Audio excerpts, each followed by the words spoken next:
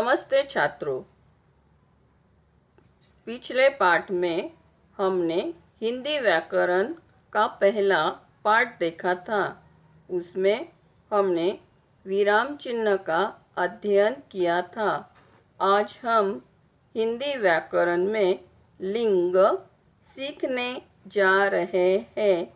लिंग क्या होता है? लिंग की परिभाषा क्या है? तो देखिए, लिंग क्या होता है? किसी भी चीज़ की पहचान करना।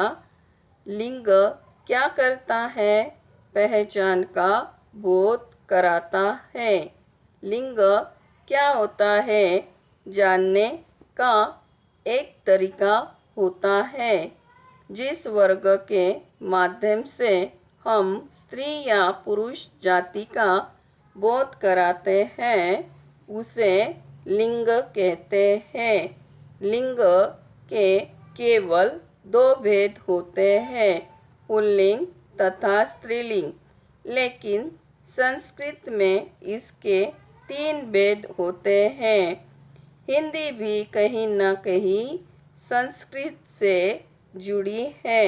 इस वजह से संस्कृत में नपुंसकलिंग को जोड़कर कुल तीन भेद माने जाते हैं, किंतु संस्कृत के इन नपुंसक शब्दों को हिंदी में उसके भाव के अनुसार जोड़ दिया जाता है। लेकिन हम सिर्फ दो लिंग का अध्ययन करेंगे। एक, पुल्लिंग शब्द। जो शब्द पुरुष वर्ग का बोध कराते हैं वो पुल्लिंग शब्द कहलाते हैं। स्त्रीलिंग। जो शब्द स्त्री जाति का बोध कराते हैं वो शब्द स्त्रीलिंग शब्द कहलाते हैं। अब हम यह देखेंगे कि स्त्रीलिंग या पुल्लिंग शब्द पहचानते कैसे। परीक्षा में आपको कुछ शब्द दिए जाते हैं, जैसे सजावट, बस, गाड़ी, भूख, चावल, कलम, कुर्सी, मेज, आय, थाली, गिलास, कपड़ा, साड़ी, कंगन, चूड़ी, दिल, धड़कन, जहाज, दुकान, पंख, दरवाज़ा, घंटी, शीशा, खिलौना आदि। इस तरह के रोजमर्रा के जीवन में बहुत सारे शब्द होते हैं। अगर मैं आपसे पूछा कि चलिए आप बताइए कि सजावट जो है ये कैसा शब्द है, कैसे पहचानोगे कि ये स्त्रीलिंग है या पुल्लिंग है? याद रखें बच्चों, किसी भी शब्द के आगे अगर आप विशेषण का इस्तेमाल कर दे, अगर विशेषण मैंने बना दिया अच्छा या अच्छी थी, कि एक बार आप लगा के चेक करो कि आप क्या बोलते हो। अच्छा सजावट है कि अच्छी सजावट है? जल्दी से बताओ क्या बोलते हो। जाहिर सी बात है कि अच्छी सजावट है, यानी ये स्त्रीलिंग शब्द हो गया। वैसे ही बस आ रहा है कि आ रही है, हम क्या बोलते हैं बताइए? हम बोलते हैं बस आ रही है। जाहिर सी बात है कि बस यह शब्द स्त्रीलिंग जाति का बोध कराता है, इसीलिए ये स्त्रीलिंग शब्द हुआ। तो याद रखिए बच्चों, गाड़ी आ रहा है नहीं, गाड़ी आ रही है। भूख लगा है नहीं, भूख लगी है। ऐसे कह के आप देखकर बता सकते हो कि यह स्त्रीलिंग शब्द है या पुल्लिंग शब्द है।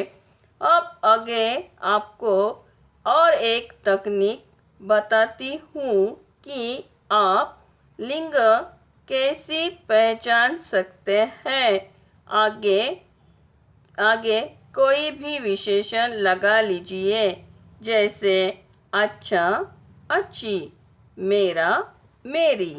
विशेषण लगा लेंगे तो भी आपको पता चल जाएगा, जैसे मेरा कलम या मेरी कलम है। मेरा कलम नहीं होता है, मेरी कलम होती है। अब हम पुल्लिंग की पहचान देखेंगे। पहला, कुछ संज्ञा हमेशा पुल्लिंग रहती है, जैसे खटमल, भेड़िया, खरगोश, चीता, मच्छर, पक्षी आदि। दूसरा, समूहवाचक संज्ञा जैसे मंडल, समाज, दल, समूह, यह भी हमेशा पुल्लिंग रहती है।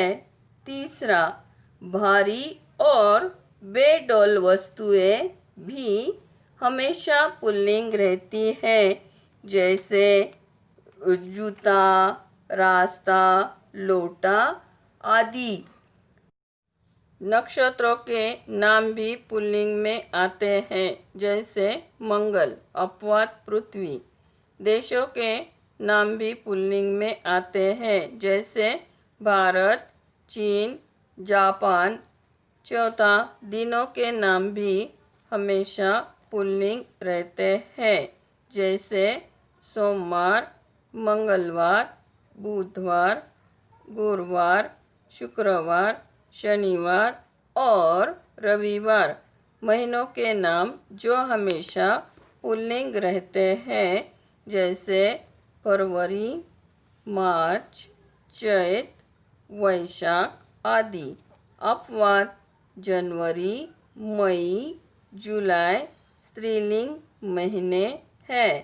पर्वतों के नाम जैसे हिमालय, विंध्याचल, सतपुड़ा, कंचनजंगा, एवरेस्ट आदि हमेशा पुल्लिंग रहते हैं। द्रव पदार्थों के नाम भी पुल्लिंग होते हैं, जैसे शरबत, दही, दूध, पानी, तेल, कोयला, पेट्रोल। अपवाद जैसे चाय, कॉफ़ी, लस्सी स्त्रीलिंग होते हैं। समय के शब्द भी पुल्लिंग होते हैं, घंटा, पल, क्षण, मिनट, सेकंड। द्वीपों के भी नाम पुल्लिंग होते हैं, जैसे अंडमान, निकोबार, जावा आदि। सागरों के नाम भी पुल्लिंग होते हैं, जैसे हिंद महासागर, प्रशांत महासागर, अरब सागर आदि। वर्णमाला के अक्षर भी पुल्लिंग होते हैं, जैसे क, ख, ग, घ पुल्लिंग होते हैं। अपवाद जैसे ई, रू स्त्रीलिंग होते हैं। शरीरों के अंग जैसे हाथ, पैर, गला, अंगूठा। अपवाद जीभ, आँख स्त्रीलिंग होते हैं। आकारांत संज्ञाएं जैसे गुस्सा, चश्मा, पैसा, छाता आदि। दान, खाना, वाला आदि से अंत होने वाले शब्द पुल्लिंग होते हैं, जैसे खानदान, पीकदान, दवाखाना, दूध वाला। आ, आओ, पाव, पन, क, त्व तथा औड़ा से अंत होने वाले शब्द पुल्लिंग होते हैं। अ खेल, रेल, बाग, हार, यंत्र। आ लोटा, मोटा, गोटा, घोड़ा, हीरा आदि। आव चुनाव, दुराव, बहाव, पुलाव, फैलाव, झुकाव आदि। पा बुढ़ापा, मोटापा आदि। पन लड़कपन, लड़कपन, बचपन, सीधापन आदि। क लेखक, गायक, बालक, नायक आदि। त्व ममत्व, पुरुषत्व, स्त्रीत्व, मनुष्यत्व आदि। आवा बुलावा, चलावा, दिखावा, चढ़ावा। औड़ा पकौड़ा, हथौड़ा आदि। मच्छर, गेंडा, कौवा, भालू, गिद्धड़, जिराफ आदि। कुछ प्राणीवाचक शब्द जो सदैव पुरुष जाति का बोध कराते हैं। बच्चों, अब हम स्त्रीलिंग की पहचान करेंगे।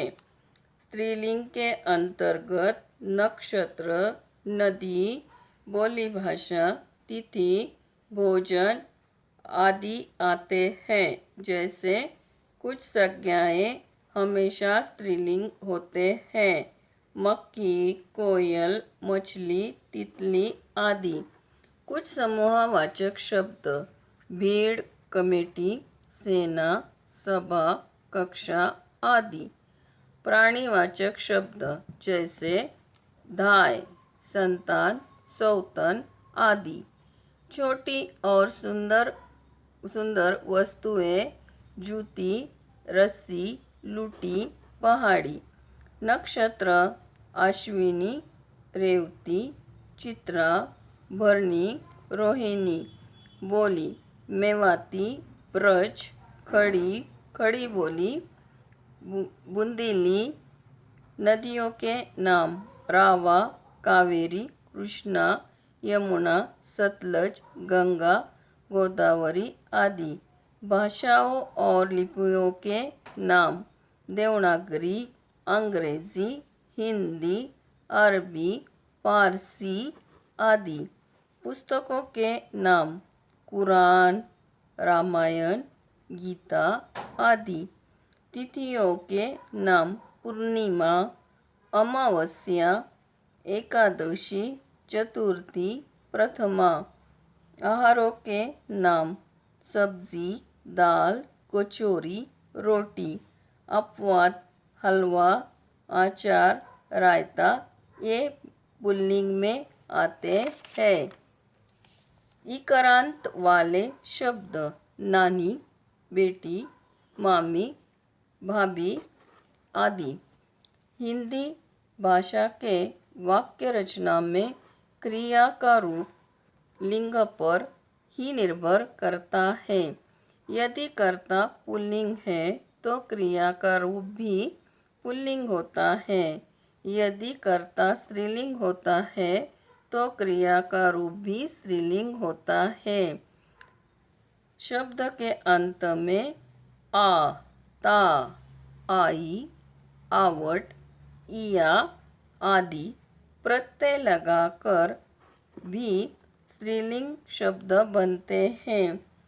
अंत में आने वाले शब्द भाषा, कविता, प्रजा, दया, विद्या। अंत में ता आने वाले शब्द गीता, ममता, लता, माता, संगीता, सुंदरता। अंत में आई आने वाले शब्द सगाई, मिठाई, धुनाई, पिटाई, धुलाई। आवट सजावट, बनावट, लिखावट, थकावट। अंत में इया आने वाले शब्द कुटिया, बुढ़िया, चिड़िया, बिंदिया। अंत में आहट आने वाले शब्द। चिल्लाहट, कड़वाहट, घबराहट। अंत में या आने वाले शब्द। छाया, माया, काया। अंत में आस आने वाले शब्द। खटास, प्यास, मिठास। शरीर के कुछ अंग। आँख, नाक, जीभ। कुछ आभूषण और परिधान। साड़ी, सलवार, चुन्नी, धोती, टोपी, पैंट, कमीज, अंगूठी। मसाले, दालचीनी, लौंग, हल्दी, मिर्च, धनिया, इलायची, चीनी। ये शब्द स्त्रीलिंग होते हैं। विशेष कुछ ऐसे शब्द जो दोनों लिंग में आते हैं, जैसे राष्ट्रपति, उपराष्ट्रपति, प्रधानमंत्री, मुख्यमंत्री, चित्रकार, पत्रकार, वकील, doctor, secretary, governor, lecturer, professor. 2. बर्फ, मेहमान, शिशु, दोस्त, मित्र। शब्दों के लिंग का परिचय योजक चिन्ह, क्रिया अथवा विशेषण लगाने से मिलता है। जैसे भारत की राष्ट्रपति श्रीमती प्रतिभा सिंह पाटिल है। भारत के राष्ट्रपति श्री रामनाथ जी कोविंद है। और आज हम लिंग के बारे में पढ़ने वाले हैं। आज हम लिंग, उसके भेद, उसको पहचानने के आसान नियमों को सीखेंगे। क्या आप तैयार हैं? चलिए शुरू करते हैं। सामने दिख रहे चित्र को देखिए। इसमें क्या दिखाई दे रहा है? माताजी खाना बना रही हैं। पिताजी दफ्तर जा रहे हैं। राहुल खुशी से चिल्ला रहा है और मीता नाच रही है। इन चित्रों में माता, पिता, राहुल और मीता शब्दों में उनके लिंग और वचन के अनुसार रूप परिवर्तन हो रहा है। आज हम सब उसी विषय में पढ़ने वाले हैं। हम सभी जानते हैं कि लिंग का शाब्दिक अर्थ होता है चिन्ह या प्रतीक। प्रतीक, जिसे हम इंग्लिश में सिंबल के नाम से भी जानते हैं। इसलिए हम कह सकते हैं, संज्ञा शब्द के जिस रूप से उसके स्त्री जाति या पुरुष जाति के होने का पता चले, उसे लिंग कहते हैं। जैसे माता, पिता, लड़का, लड़की आदि। यानी संज्ञा शब्द आप सभी जानते हैं कि संज्ञा शब्द क्या होता है।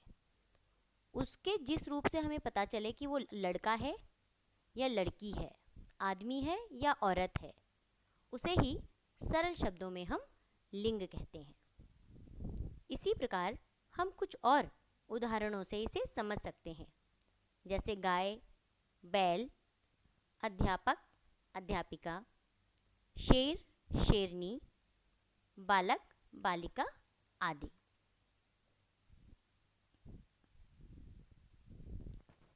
जैसा कि हमने पिछली कक्षाओं में पढ़ा ही है कि लिंग के दो भेद होते हैं।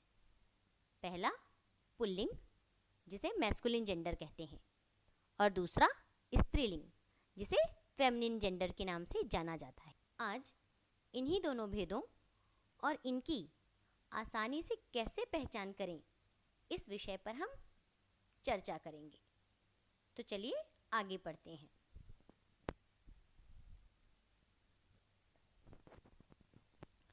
चित्रों को ध्यान से देखिए। इन चित्रों में आप सूर्य, हिमालय, हाथ, गायक, गिलास के चित्र को देख रहे हैं। ये सभी पुल्लिंग हैं। अब प्रश्न उठता है कि ये पुल्लिंग कैसे हैं? तो मैं आपको बताना चाहूँगी कि ये सभी शब्द पुरुष जाति का बोध करा रहे हैं। पुरुष जाति के बारे में बता रहे हैं कि ये सभी क्या है, पुरुष जाति के हैं। जैसे हम कहते हैं सूर्य उगता है,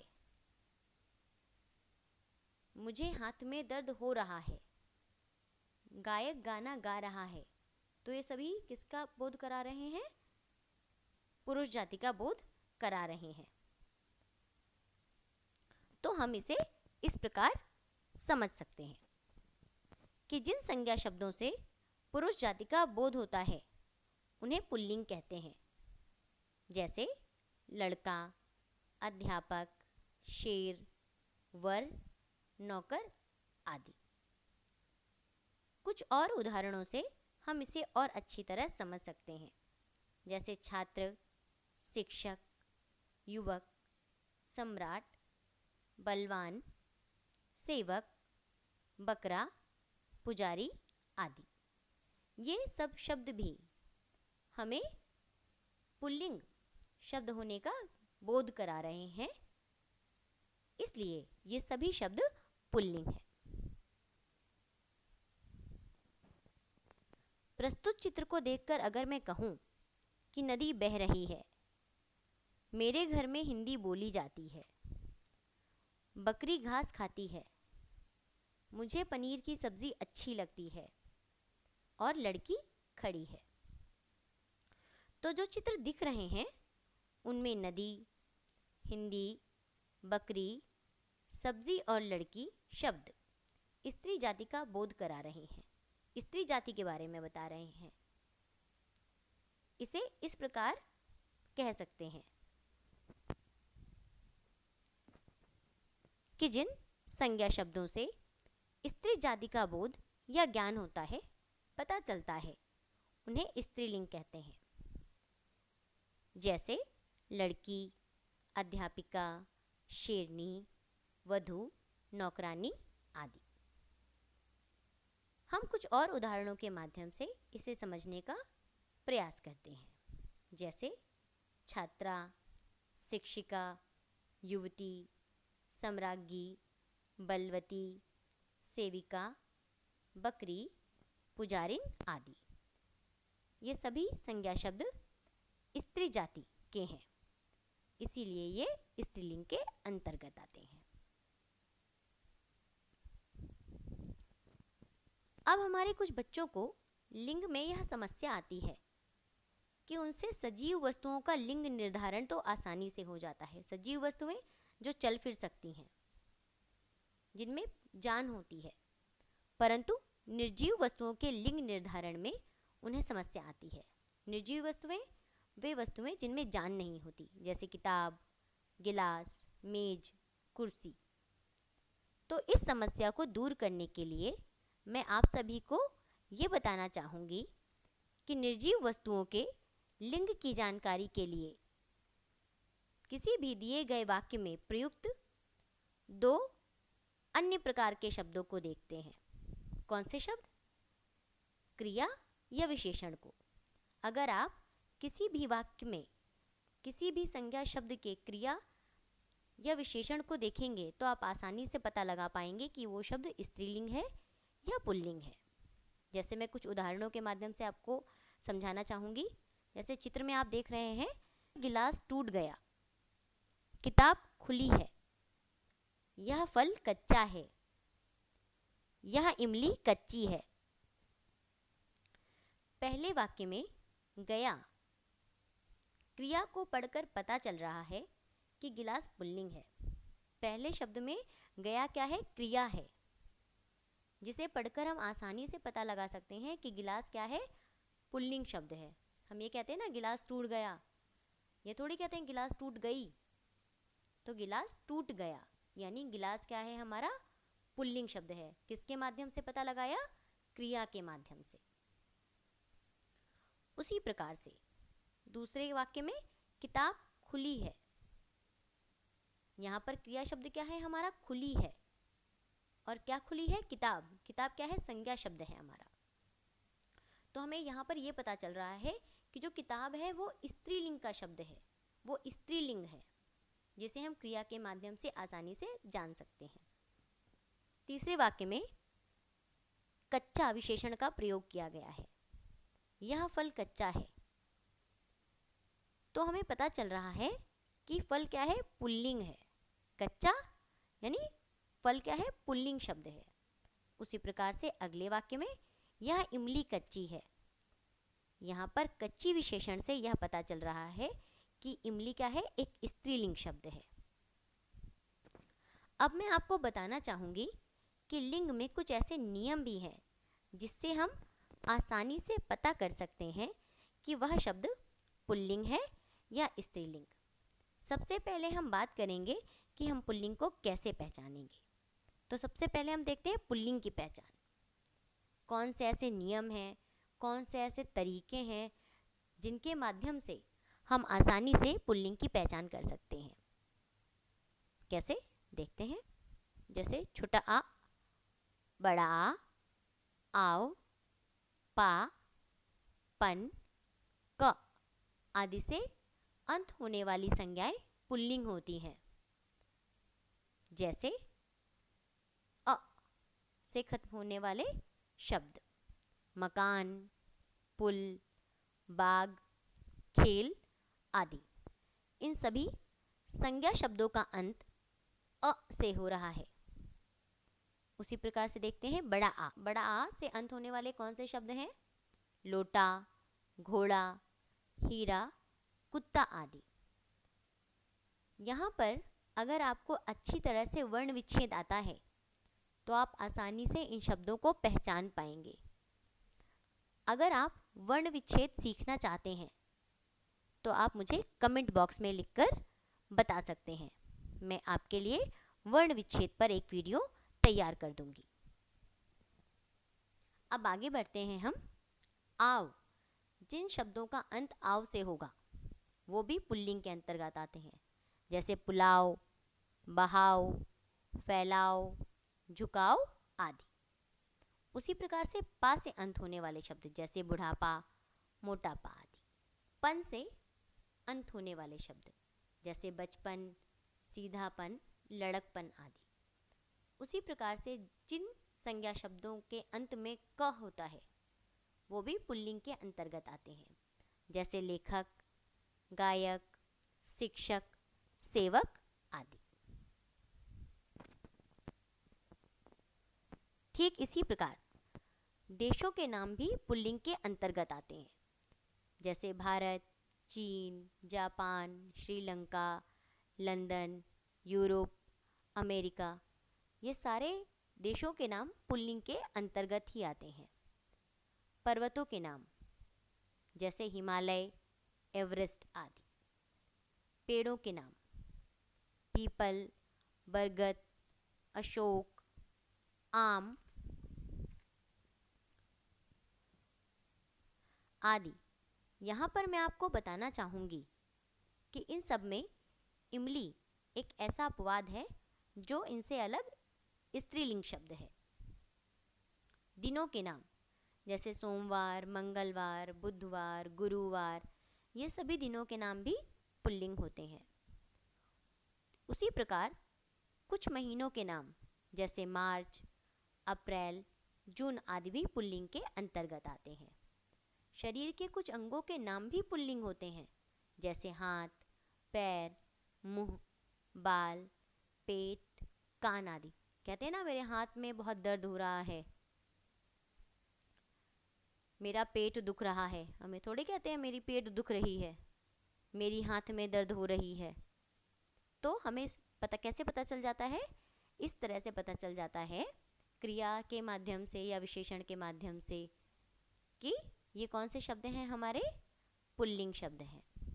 और कुछ मैंने आपको आसान तरीके भी बताए जिसके माध्यम से भी आप जान सकते हैं कि हमारे पुल्लिंग शब्द कौन से हैं। आगे बढ़ते हैं और स्त्रीलिंग शब्दों की पहचान देखते हैं।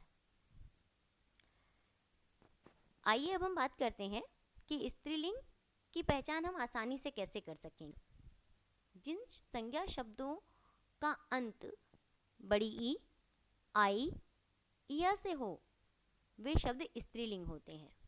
जैसे बड़ी ई से समाप्त होने वाले शब्द लड़की, नारी, बलवती, मछली आदि। यहाँ पर भी वर्ण विच्छेद का बहुत महत्व है। आपको वर्ण विच्छेद आता है तो आप आसानी से पता लगा पाएंगे। आई जैसे भलाई, बुराई, गहराई, ऊंचाई आदि। उसी प्रकार से इया से अंत होने वाले शब्द जैसे चिड़िया, गुड़िया, बिटिया, चूहिया आदि।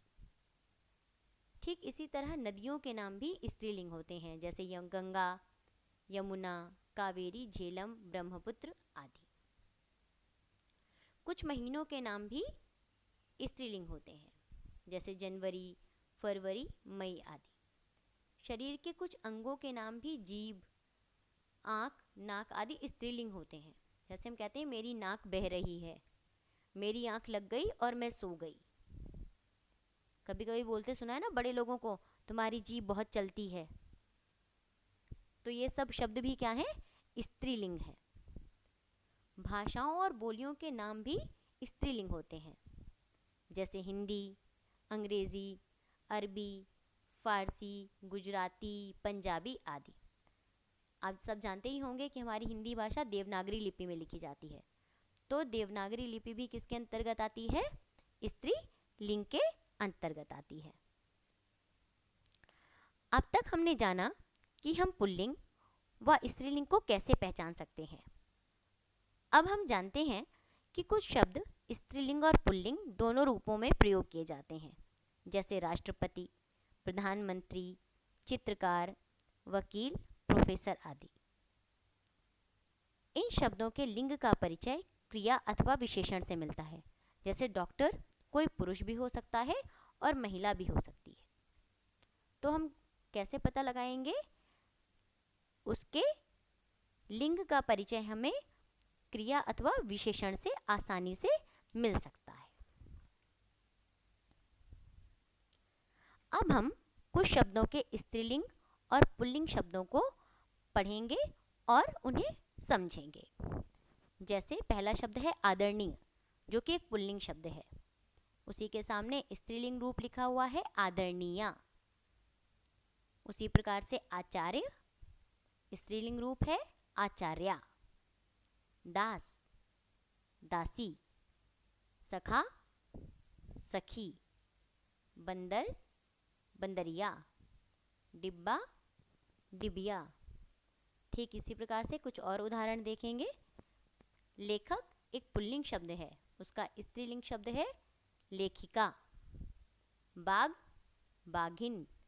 मोर, मोरनी। गुणवान, गुणवती। बुद्धिमान, बुद्धिमती। अभिनेता, अभिनेत्री। सम्राट, सम्राज्ञी। और विद्वान का स्त्रीलिंग शब्द है विदुषी। मुझे ऐसा लगता है कि अब तक आप लिंग, उसके भेद और उसे आसानी से कैसे पहचानना है, उनकी कौन छोटी छोटी सी ट्रिक्स हैं, कौन से ऐसे नियम हैं जिनसे हम आसानी से पहचान सकते हैं, ये आप अच्छी तरह समझ गए होंगे। कुछ मैंने उदाहरणों के माध्यम से आपको और भी स्पष्ट कर दिया। अब मैंने आपके लिए एक अभ्यास कार्य तैयार किया है, एक प्रैक्टिस वर्क तैयार किया है। मैं आशा करती हूँ कि आप सभी मेरे दिए गए अभ्यास कार्य यानी प्रैक्टिस वर्क को ज़रूर करेंगे। अब मैं आपके लिए शब्द पढ़ देती हूँ। नाग, श्रीमान, गाय, पुत्र, हिरन, सेठ, ऊंट, सखी, आदमी, कवि और वीरांगना।